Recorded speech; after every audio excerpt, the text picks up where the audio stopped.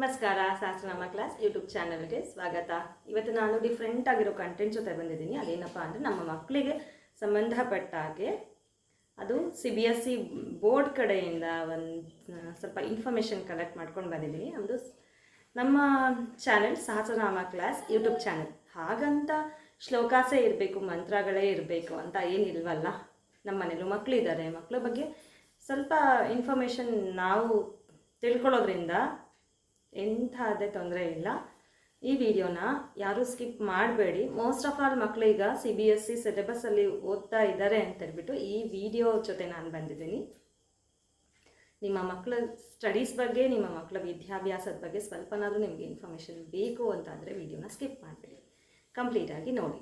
ಈಗ CBSE ಹೊಸದಾಗಿ ರೂಲ್ಸ್ಗಳನ್ನು ತೊಗೊಂಬಂದಿದೆ. ಅದೇನಪ್ಪ ಅಂದರೆ ಫಸ್ಟ್ ಸ್ಟ್ಯಾಂಡರ್ಡ್ ಮಗು ಫಸ್ಟ್ ಸ್ಟ್ಯಾಂಡರ್ಡ್ಗೆ ಜಾಯಿನ್ ಆಗಬೇಕು ಅಂತಾದರೆ ಆ ಮಗುಗೆ 5 ಇಯರ್ಸ್ ಕಂಪ್ಲೀಟ್ ಆಗಿರಬೇಕು. ಅಂದರೆ 5 ಇಯರ್ಸ್ ಕಂಪ್ಲೀಟ್ ಆಗಿ 6ನೇ ವರ್ಷಕ್ಕೆ ಮಗು ಇರಬೇಕು. ಅಂದರೆ 6+ ಆಗಿರಬೇಕು. 6 ಅಥವಾ 6+ ಆಗಿರಬೇಕು. ಹಾಗಿದ್ರೆ ಮಾತ್ರ ಫಸ್ಟ್ ಸ್ಟ್ಯಾಂಡರ್ಡ್ಗೆ ಅಡ್ಮಿಷನ್. ಇದು ಫಸ್ಟ್ ರೂಲ್ಸ್. ನಾನು 9th ಆ್ಯಂಡ್ 10th ಸ್ಟ್ಯಾಂಡರ್ಡ್ ಬಗ್ಗೆ ಮಾತಾಡೋಣ ಎಸ್ಪೆಷಲಿ ಅಂತ ಬಂದಿದ್ದೀನಿ. ಯಾಕಂದರೆ ಬೋರ್ಡ್ ಎಕ್ಸಾಮ್ 10th ಸ್ಟ್ಯಾಂಡರ್ಡ್ಗೆ ಇರೋದರಿಂದ ನಮ್ಮ ಒಂದು ಡೆಡಿಕೇಶನ್, ಪೇರೆಂಟ್ಸ್ ತನು ಮನ ಧನ ಡೆಡಿಕೇಶನ್ ಕಂಪ್ಲೀಟಾಗಿ 10th ಸ್ಕೋರಿಂಗ್ ಮೇಲೆ ಇರುತ್ತೆ. ಹಾಗಾಗಿ ನಾನು ಕಂಪ್ಲೀಟಾಗಿ 9th 10th ಫೋಕಸ್ ಮಾಡಿ ಸ್ವಲ್ಪ ಇನ್ಫಾರ್ಮೇಷನ್ ಕಲೆಕ್ಟ್ ಮಾಡಿ ಈ 9th ಸ್ಟ್ಯಾಂಡರ್ಡ್ ಹಾಗೆ 10th ಸ್ಟ್ಯಾಂಡರ್ಡ್ ಮಕ್ಕಳಿಗೋಸ್ಕರ ಎಸ್ಪೆಷಲಿ ಅಂತ ಬಂದಿದ್ದೀನಿ. ಬನ್ನಿ. 9th standard complete syllabus change ಆಗಿದೆ, CBSEಯಿಂದ ಕಡೆ ಬಂದಿರೋದು. ಇದಾದಮೇಲೆ ಸೆಕೆಂಡ್ ಒನ್, CBSEಯಲ್ಲಿ ಸೈನ್ಸ್ ಅಡ್ವಾನ್ಸ್ ಹಾಗೆ ಮ್ಯಾಥ್ಸ್ ಅಡ್ವಾನ್ಸ್ ಇದೊಂದು ಚೇಂಜಸ್ನ CBSE ಅವರು ತಗೊಂಡು ಬಂದಿದ್ದಾರೆ.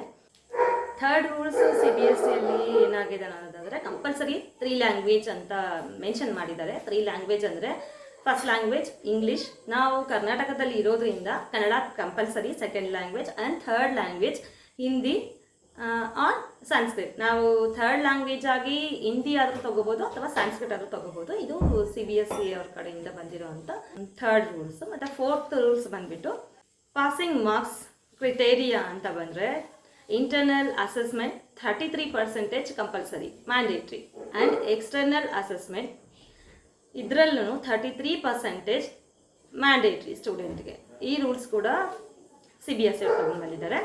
ಇಷ್ಟೆಲ್ಲ 9th ಸ್ಟ್ಯಾಂಡರ್ಡಿಗಾದರೆ 10th standard last year ಏನಾಯಿತು ಅಂದರೆ ಪೇಪರ್ಸ್ ಅಂದರೆ ಮೇಯ್ನ್ ಕ್ವೆಶನ್ ಪೇಪರ್ಸಲ್ಲಿ ತುಂಬ ಚೇಂಜಸ್ ಆಯಿತು. ಅದೇನಪ್ಪ ಅಂದರೆ ಇಲ್ಲಿ ಸೆಟ್ ಆಫ್ 3 ಪೇಪರ್ಸ್ ಇರುತ್ತೆ, ABC ಅಂತ.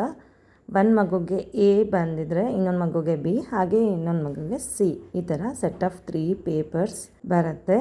ಇದೇನಾಯ್ತಂದರೆ ಈಗ ನಾವು ಕಾಂಪಿಟೇಟಿವ್ ಎಕ್ಸಾಮ್ ಬರೆಯೋಕ್ಕೆ ಹೋದಾಗ್ಲೇ 1 to 50 ಎಕ್ಸಾಂಪಲ್ ಆಗಿ ಹೇಳ್ತಾ ಇದ್ದೀನಿ. 1 to 50 ಕ್ವೆಶನ್ ಪೇಪರಲ್ಲಿ ಬಂದಿದ್ರೆ 1 to 50 ಕಂಪಲ್ಸರಿ ಎಲ್ಲ ಸ್ಟೂಡೆಂಟ್ಗೂ ಸೇಮ್ ಆಗಿರುತ್ತೆ. ಬಟ್ ಕ್ವೆಶನ್ ಪೇಪರ್ ABC ಅಂತ 3 ಟೈಪ್ಸ್ ಆಫ್ ಕ್ವೆಶನ್ ಪೇಪರಲ್ಲಿ ಕ್ವೆಶನ್ಸ್ ಮಾತ್ರ ಜಂಬಲ್ಡ್ ಆಗಿರುತ್ತೆ, ಬಟ್ ಕ್ವೆಶನ್ಸ್ ಸೇಮ್ ಈಕ್ವಲ್ ಆಗಿರುತ್ತೆ. ಆದರೆ ಲಾಸ್ಟ್ ಇಯರ್ 10th ಎಕ್ಸಾಮಿನೇಷನಲ್ಲಿ ಏನಾಯಿತು ಅಂದರೆ set of ABC different types of questions ಬಂದಿದೆ. ಅಂದರೆ ಎನಲ್ಲಿ, ಬಿನಲ್ಲಿ, ಸಿನಲ್ಲಿ ಮೂರರಲ್ಲೂ ಸೇಮ್ ಕ್ವೆಶನ್ಸ್ ಇರಲ್ಲ, ಬೇರೆ ಬೇರೆ ಕ್ವೆಶನ್ಸ್ ಡಿವೈಡ್ ಆಗಿಬಿಟ್ಟಿರೋದು. ಈಗ A ಬಂದಿರೋ ಆ ಥರ ಈಸಿ ಕ್ವೆಶನ್ ಪೇಪರ್, B ಬಂದಿರೋರಿಗೆ ಸ್ವಲ್ಪ ಪರವಾಗಿಲ್ಲ ಮಿಡಲ್, C ಬಂದಿರೋರಿಗೆ ಹೆವಿ ಟಫೆಸ್ಟ್ ಪೇಪರ್. ಆ ಥರ ಆಗೋಯ್ತು. This is really not satisfied. ಯಾಕಂದರೆ ಏನೂ ಓದಿಲ್ಲದೆ ಇರೋ ಮಗು ಕೂಡ ತುಂಬ ಈಸಿ, ಡೆಡ್ ಈಸಿ ಬಂತು ಅಂದರೆ ಡಿಸ್ಟಿಂಕ್ಷನಲ್ಲಿ ಪಾಸ್ ಆಗ್ತಾನೆ ಅಲ್ವಾ. ಅದೇ ಡಿಸ್ಟಿಂಕ್ಷನಲ್ಲಿ ಎಕ್ಸ್ಪೆಕ್ಟೇಷನ್ಸ್ ಇರೋ ಒಂದು ಮಗು ಟಫೆಸ್ಟ್ ಪೇಪರ್ ಬಂದಾಗ ಇದ್ದಕ್ಕಿದ್ದಂಗೆ ಲೋ ಮಾರ್ಕ್ಸ್ ಬಂದ್ಬಿಡುತ್ತೆ. ಇದು CBSEಯಲ್ಲಿ ನಿಜವಾಗ್ಲೂ ವಿ ಆರ್ ನಾಟ್ ಸ್ಯಾಟಿಸ್ಫೈಡ್. ಇದರಿಂದ ನಾನು ಪೇರೆಂಟ್ಸ್ಗೆ ಏನು ಹೇಳೋಕ್ಕೆ ಇಷ್ಟಪಡ್ತೀನಿ ಅಂದರೆ ಈ 3 ಲ್ಯಾಂಗ್ವೇಜಸ್ ವಿಚಾರ ಅಂತ ಬಂದರೆ, ಆಮೇಲೆ ನಿಮಗೆ ಏನೇನೆಲ್ಲ ಡೌಟ್ ಇದೆ ಕಂಪ್ಲೀಟಾಗಿ ಸ್ಕೂಲ್ಗೆ ಅಡ್ಮಿಷನ್ಗೆ ಅಂತ ಮಗು ಜೊತೆ ಹೋಗ್ತೀರಲ್ವ, ಆವಾಗ ನೀವು ಎಂಥ ಡೌಟೇ ಇರಲಿ ಸ್ಕೂಲಲ್ಲಿ ಪ್ರಿನ್ಸಿಪಲ್ ಜೊತೆ ಯಾವುದೇ ಹೆಸಿಟೇಷನ್ ಇಲ್ಲದೆ ಪ್ರತಿಯೊಂದು ಕೇಳ್ಕೊಳ್ಳಿ, ತಪ್ಪೇನಿಲ್ಲ. ಥರ್ಡ್ ಲ್ಯಾಂಗ್ವೇಜಲ್ಲಿ ಹಿಂದಿ ತೊಗೋಬೇಕಾ, ಸಂಸ್ಕೃತ್ ತೊಗೋಬೇಕಾ, ನಿಮ್ಮ ಸ್ಕೂಲಲ್ಲಿ ಯಾವ ಸಬ್ಜೆಕ್ಟ್ಗೆ ಫ್ಯಾಕಲ್ಟೀಸ್ ಚೆನ್ನಾಗಿದೆ, ಯಾವ ಸಬ್ಜೆಕ್ಟಲ್ಲಿ ಚೆನ್ನಾಗಿ ಟೀಚಿಂಗ್ ಇದೆ, ಆಮೇಲೆ ನಮ್ಮ ಮಗು ಯಾವ ಸಬ್ಜೆಕ್ಟ್ಗೆ ಸೂಟ್ ಆಗ್ತಾನೆ, ಮ್ಯಾಚ್ ಆಗ್ತಾನೆ ಅಂತ ಹೇಳ್ಬಿಟ್ಟು ಯಾವುದೇ ಎಸಿಟೇಷನ್ ಬೇಡ. ನಾವೊಂದು ಸ್ಕೂಲ್ಗೆ ನಮ್ಮ ಮಗುನ ಹಾಕ್ತಾ ಇದ್ದೀವಿ ಅಂದರೆ ನಾವು 100 ಕ್ವೆಶನ್ ಕೇಳಿದ್ರು ಅವರು ಆನ್ಸರ್ ಮಾಡ್ತಾರೆ.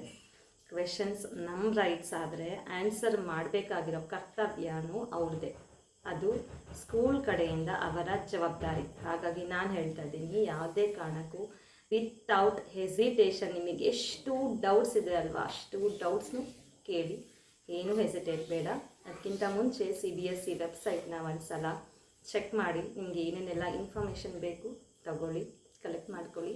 ಇದಕ್ಕೂ ಮೀರಿ ನಿಮಗೆ ಡೌಟ್ಸ್ ಬಂದರೆ ಸ್ಕೂಲಲ್ಲಿ ಕೇಳೋದನ್ನು ಮರ್ತೋಗ್ಬೇಡಿ. ಇನ್ನೊಂದು ಸಲ ಹೇಳ್ತಿದ್ದೀನಿ, ಇದು ನಮ್ಮ ರೈಟ್ಸ್, ಪೇರೆಂಟ್ಸ್ ರೈಟ್ಸ್.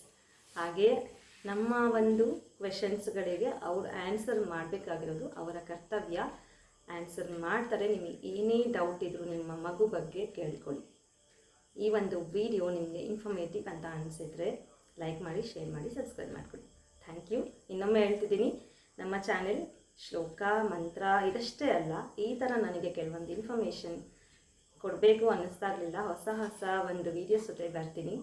ಸಪೋರ್ಟ್ ಮಾಡಿ, ಲೈಕ್ ಮಾಡಿ, ಶೇರ್ ಮಾಡಿ. Thank you. ಧನ್ಯವಾದಗಳು.